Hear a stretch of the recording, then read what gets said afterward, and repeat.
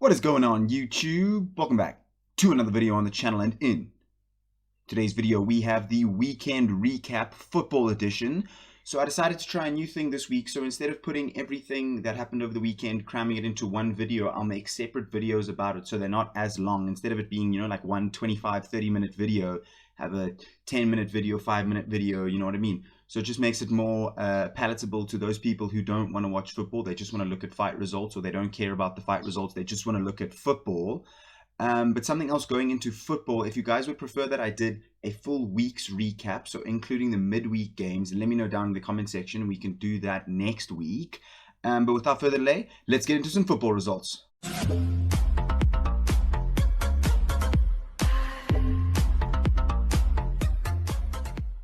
Okay, as always on the weekend recap, we will start with Manchester United, and it will be the game that we go the most in depth with. Being a die-hard Manchester United fan, if any of you watched the previous things, you'll notice that we have switched to dark mode. They did give me the opportunity on my laptop to switch to dark mode, which is very exciting. Back to the football, Manchester United lost 1-0 to Aston Villa over the weekend. A 88th minute header at the front post from a corner to Courtney Hawes. I mean, that couldn't have been a fun name to grow up with. Not only is your name Courtney, but your surname's just Hawes. Okay, wait. Back onto topic. Yeah, I mean, as you can see from the stats here, Manchester United had 28 shots, but 4 on target. So it's like, what are we doing? How do you take 28 shots? I mean, a lot of them were blocked. So that's a reason that they can't really tell if that shot's going to be on target if it's just a blocked shot. You know what I mean? But yeah, Villa 7 shots. I feel like Villa did create more chances. If you watched the game, you will have seen that in the 90th minute, Bruno Fernandes got a penalty. Feeling confident with Bruno stepping up to the penalty, and he just hits it straight over the crossbar.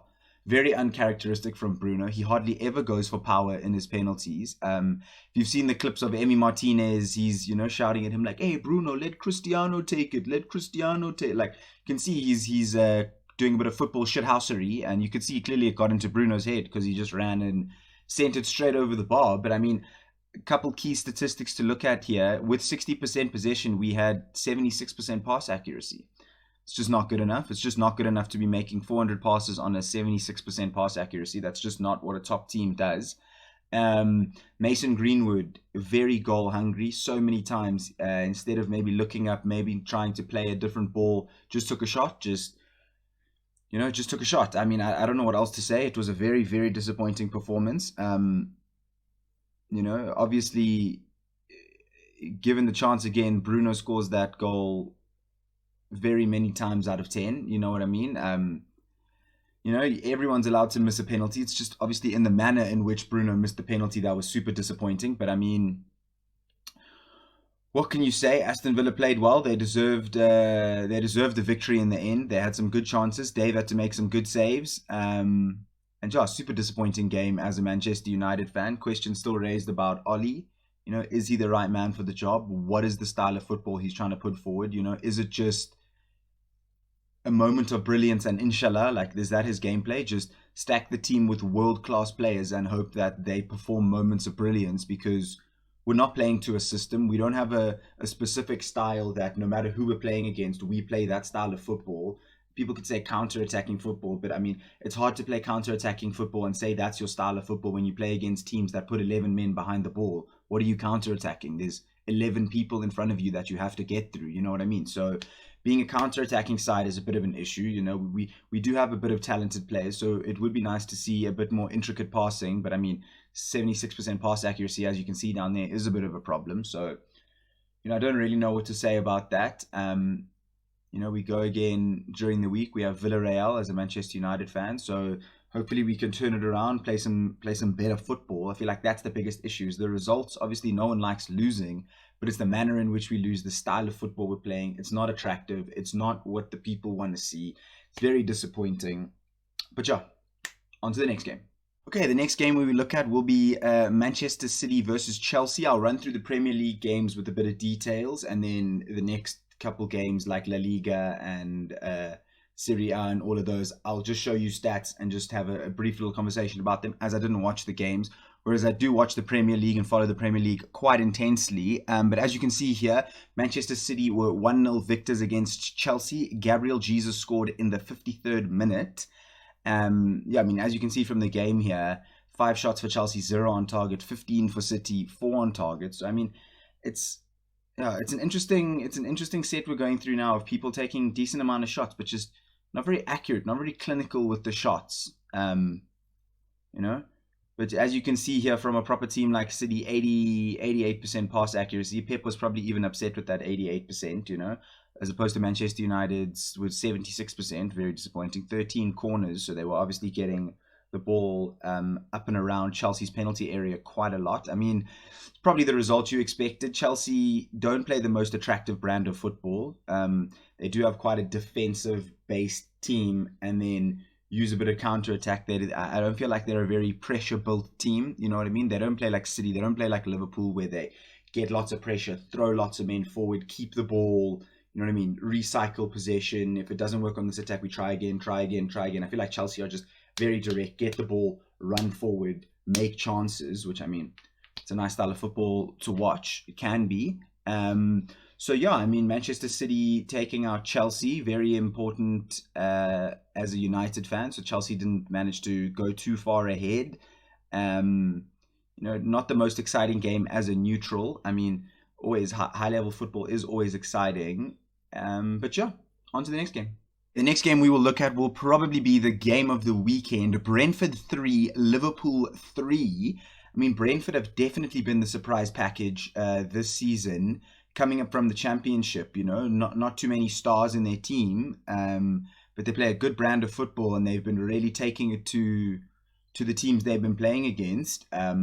You know, very good game as the neutral, you know, kind of not the opposite of the Chelsea City game, whereas if you're a neutral, a little bit of a boring game. This game, exact opposite. I mean, 3 goals apiece.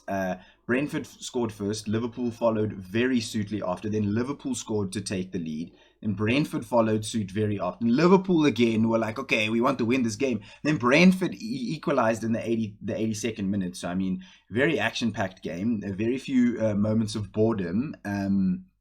Yeah, I mean, Liverpool dominating the possession, dominating the chances. I mean, I say dominating the chances. It was 12-16. So not that much domination, but, you know, Liverpool with the more clear-cut chances would be a good way to describe them. You know, 82% pass accuracy, 66 for Brentford. That's that counter-attack, long ball kind of gameplay, you know, which is a struggle when Liverpool puts men forward. You have to then try hit some Hail Mary passes type thing. But Brentford do play a nice brand of football. They do play as a team, which is always very nice to watch. I do think they will be the surprise package this season. They've already started out quite well. Where are they currently in the league? No, they're currently 9th. They've got 9 points, the same as Arsenal and Tottenham. So, I mean, Brentford have definitely been the surprise package this season. Liverpool might see this as 2 points dropped. I mean, against a tough Brentford side, it's hard to say 2 points drop, but I mean, these are the kind of games Liverpool would be backing themselves to win. They did make a lot of chances. They do have a very good attacking quartet of players. So yeah, very, very exciting game for the neutral.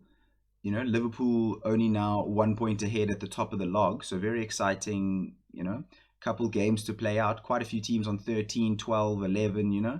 It's nice and tight at the top of the Premier League table. The next match we will look at will be the North London derby that took place yesterday being Sunday. Arsenal 3, Tottenham 1. Tottenham scored a late consolation goal. As you can see from the timestamps there, Arsenal were up 3-0 in 34 minutes. I mean, just absolute dominant performance from Arsenal. I mean, that's a performance that, as an Arsenal fan, you definitely haven't seen a performance like that in a very long time.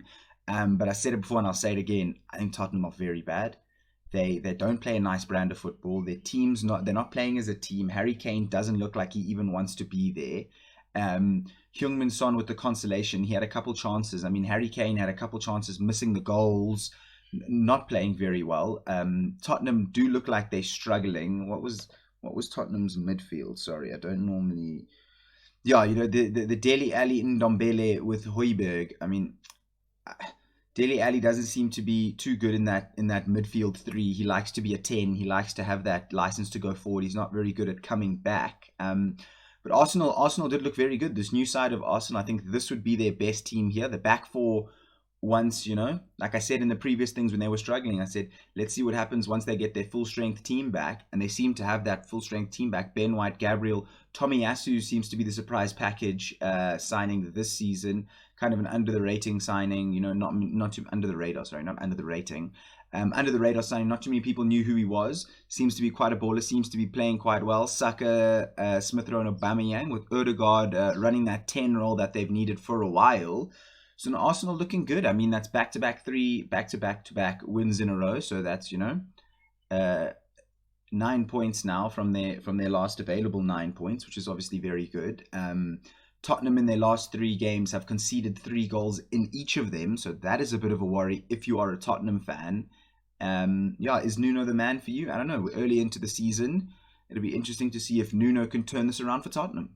Hey, and the final Premier League game we will look at that took place over the weekend. If there are any other teams that you want me to cover, make sure to leave them down in the comment section and we can cover them in the next video. But the final game we will look at will be Leeds 1, West Ham United 2. For those of you that know, probably my second team, I'd say, if I had to support a second team, would be West Ham. What they did last season definitely captivated my interest. With DW being a diehard West Ham fan, definitely started enjoying more West Ham football. I mean, Leeds play an attractive brand of football. You can't insult Leeds. Then they're not doing very well with regards to, they've got 3 points from an available, 18?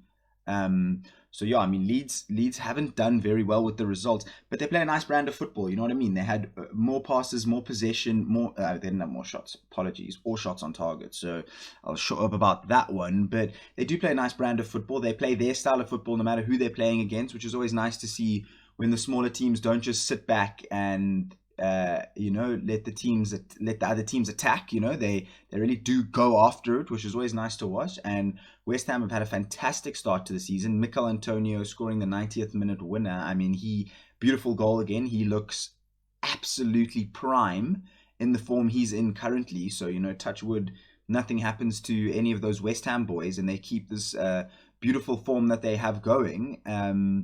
Even on the goal, I'm pretty sure it was a Souček mistake that led to the Rafinha goal. So, make a mistake, you concede. So, barring that mistake, probably don't concede. Fabianski in goals for West Ham has looked very good. West Ham have been continuing the form they had last season. Are they? Yeah. I mean, they're right up there. Let's take a quick look at the Premier League table. We have Liverpool on top with 14 points. Manchester City, Chelsea, Man United, and Everton all tied in somewhat second place, as you might say. Obviously, goal difference and all of that, but all tied with 13 points. We then still have Brighton, who are yet to play. I think Brighton play... Who do Brighton play today? Brighton play Crystal Palace today, a Monday night game. So, I mean, if Brighton win, Brighton could go top of the log after 6 games. I mean, who's going to be the first big manager that gives Graham Potter a chance? Because Brighton play a good brand of football. They make lots of chances. They play good football. They've got some good players. So it'll be interesting to see how long they can hold on to Graham Potter with the style of football he's been playing. So then we then have Brighton, then we have West Ham, Aston Villa, Brentford, Arsenal, Tottenham, Watford, Leicester. Leicester haven't been playing too well. Then Wolves, Palace, Southampton, Newcastle, Leeds, Burnley, Norwich. I mean, Norwich, 6 games, 0 points. I'm pretty sure that's 16 goals conceded. Norwich are going straight back down. I said it in the previous one. Unless they find some miraculous godsend form, Norwich are going straight back down. So it'll be interesting to see how the rest of the Premier League season plays out. Okay, on from the Premier League now, we move on to the La Liga. I just looked at the recording time and realized I was rambling a bit. I was hoping to not make this video too long and split them out, making them not as long. But I have been rambling, so we will just run through these next games quite quickly. Atletico Madrid 0, Alaves 1. Victor Luguardia scored in the 4th minute. Don't have much to say. Didn't really watch the game. 13 shots, 1 on target with 72% possession. Obviously, a very disappointing performance from Atletico Madrid. Don't have much else to say. 18 fouls from Alaves. They were clearly getting thoroughly involved. But on to the next game. Next Liga game we will look at will be Real Madrid versus Villarreal. They played to a 0-0 draw on Saturday. Real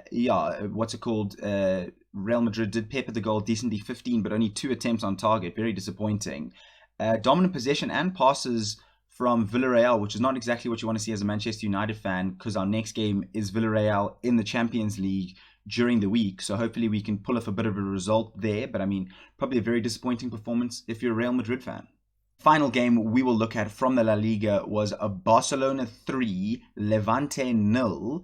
Memphis, Luke de Jong and Ansu Fati scoring on his return from a terrible knee injury he suffered. I think he was out for 9 to 11 months. I don't know which is the exact number, but I mean, this is what you want to see as a team. 20 shots with 12 on target. None of that bullshit of United, 28 but 4 on target, you know. Dominant possession, 90% pass accuracy on 686 passes, you know, just absolutely dominant performance from Barcelona. Saw a couple of chances. They could have put some more goals in. Let's just quick look at the table. Barcelona are currently in 6th, but they do still have a game in hand, so they could put themselves up into 3rd with the win. Real Madrid still at the top. Where's Atletico Madrid? They're in 4th position. So interesting to see how the rest of the La Liga season plays out. Okay, the one game we will look at from the Eredivisie is PSV 1, Wilhelm II 2. Aaron Zahavi scored an own goal.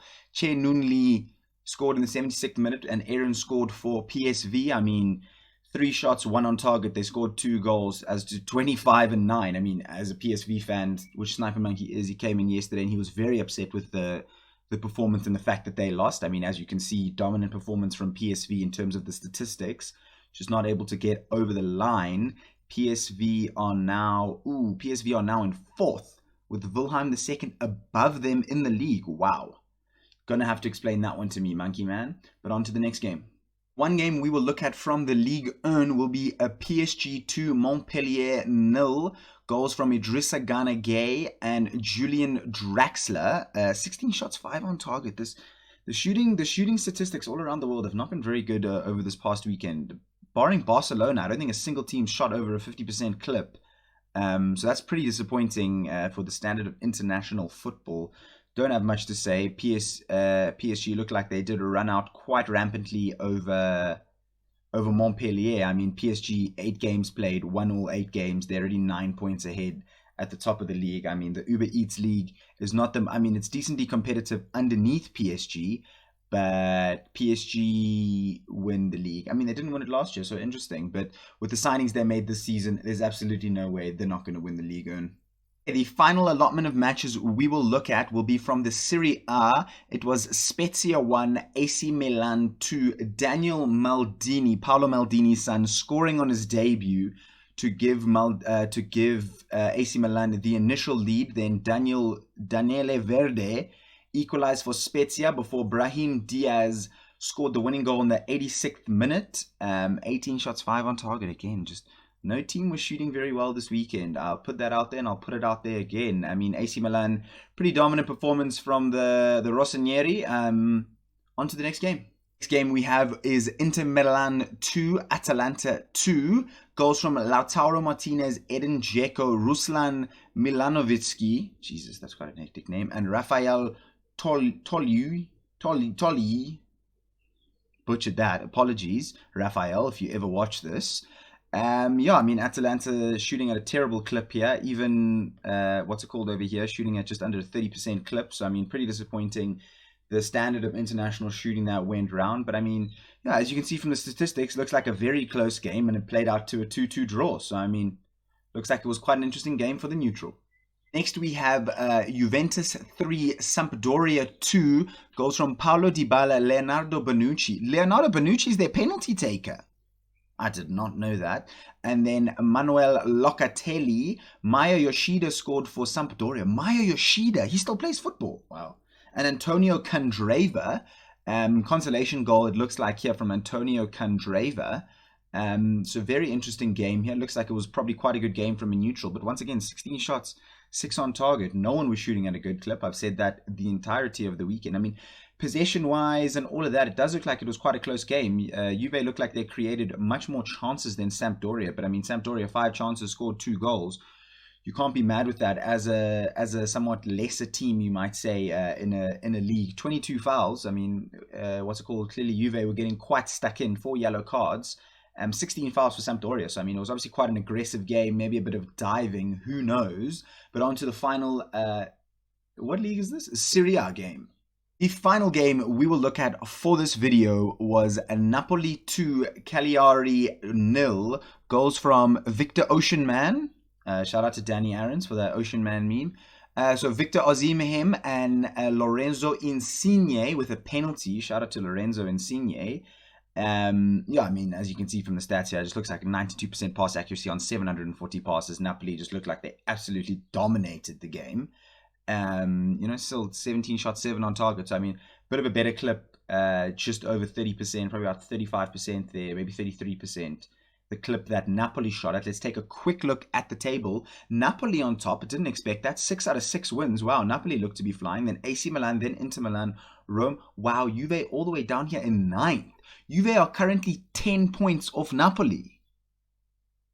Oh, wow, that's a terrible start to the season for the Bianconeri of Juventus. Wow, did not know that Juve was struggling as much. But I mean, over the next coming weeks, we will keep a close eye on this through the weekend recap. And that'll be all for this week.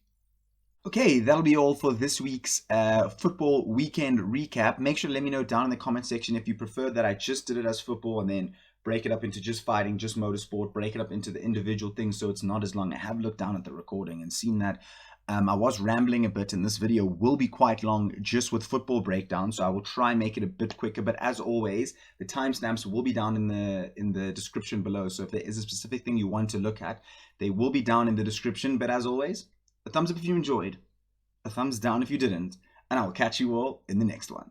Peace. Okay, bye.